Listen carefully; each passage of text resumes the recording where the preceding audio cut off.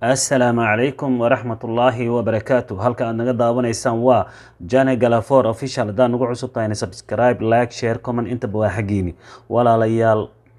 إلهي سبحانه وتعالى أيام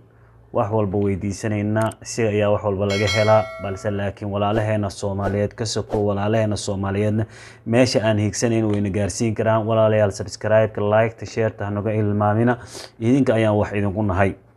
isku soo noqod wanaagsan jana galafoor official ayaad iga daawanaysaan oo in muddo aan ka maqnaa sabab jira awgood ayaan uga maqnaa balse laakiin hadda wixii ka dambeeyo waan ku soo laabtay maanta waxaan ku daafureynaa dhacdo xanuun badan ee ka dhacday magaalada Muqdisho dhacdadaas oo ah gabar yar oo 12 jir ah oo maalinta axad ahayd laga waayay gurigooda kadibna meedkeedii laga dhaxelay haddana gurigooda ayadoo lagu dhaxriday digsi weyn midka sabta lagu kariyo ah weynka lagu dhaxriday kadibna lagu daboolay meeshaasna meedkeedii la geliyay kadibna in 2 maalmood la raadinayay la waayay kadib meedkii halkaas laga helay walaalayaal wax walbo way dhacaan balse laakiin waxa dhibaato ah gabar yar 12 jir ah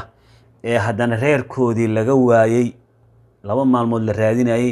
meedkii haddana haddii dhicleedo dibadda laga helay meel banaana laga helay la dhila waxbay aad isla nafta gurigii ayaa haddana meedkii laga helay marka waxaan u sheegaynaa walaalaheena Soomaaliyeed dhacdadaasi iyo sababta u dhacday iyo waxay ahayd bal aan idinka hor dhicine waxaan idinka codsanayaa inaad nala daabataan gabdhaha Allah noo xafido ilmaha Allah noo xafido bal daawasho wanaagsan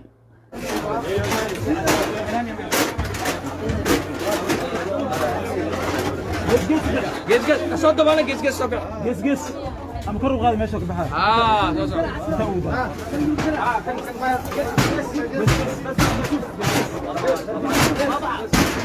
gabadha waa meedkeedii dugsiga ayuu ku dhex jiraa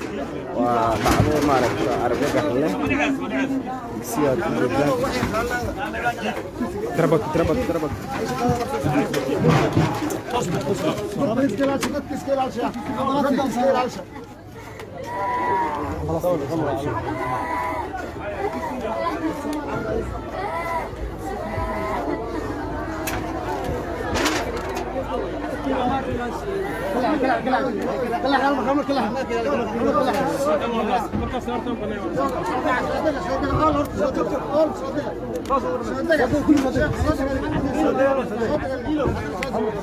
walaalayaal sidaad arkayseen waa digsigii meedka laga helay balaan haddana daawano yani eedadeed oo la wareysanayo sababtii yani imtixaana sida wax u dhaceen haddana waxaaba wareer ah walaaqa waxaa la dhihi karaa ehelka guriga digsigaasi guriga dhex yaal oo 2 maalmood la raadinay digsigii yani ma la fiirin wax lagama arkin see ku dhacday guri la wada joogo in gabadhaasi la dilo oo haddana meedkeedii digsiga la dhex geliyo intaasoo qofoodna reerka ku nool aanan qof arka jirin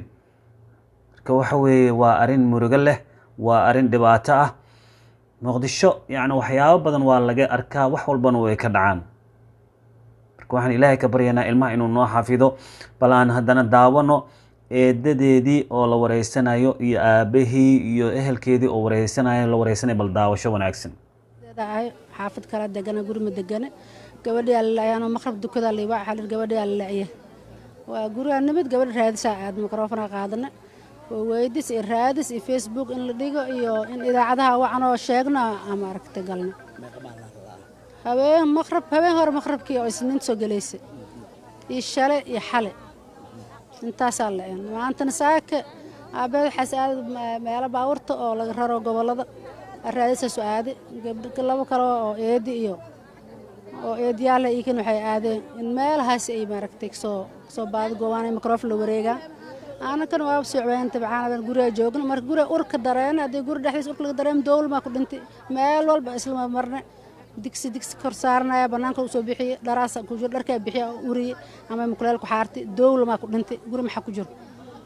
markii dambe xaar gurigaas shumaca laga soo bixiyo shumaca la soo laabo hoostiisa hilib ama malaa iyo wax kuleel ay keento dawlad isku jira halka la soo bixiyo sidaad wada aragteen waa yani imtixaanay dadkii gabadha ehelkeedii marka walaalayaal ilaahay subxaanahu wa tacaala waxaan ka baryaynaa inuu ilmaha noo xafido walaalayaal ilmihiina ilaashada iskoolka markay aadayaan markay ka imaanayaan intaba la socda waayo haddaadan la soconin dhibaatadan oo kale ayaa dhacaysa marka walaalayaal aan ka foojignaano sida ilmaheena waqtiga guriga soo galayaan iyo waqtiga ay ka baxayaan aan ogaano siiba dadka reer Muqdisho ayaan la hadlayaa reer Muqdisho ilmaha ilaashada halka aad naga daawanaysaan waa Jana Galafoor official walaal subscribe-kan ha naga iloobina like iyo share-tan ha naga iloobina halkaan idinkaga soo tawinayana waa boqortooyada Sacuudi Arabiya sida iyo nabadgelyo wassalaamu calaykum wa rahmatullaahi wa barakaatuh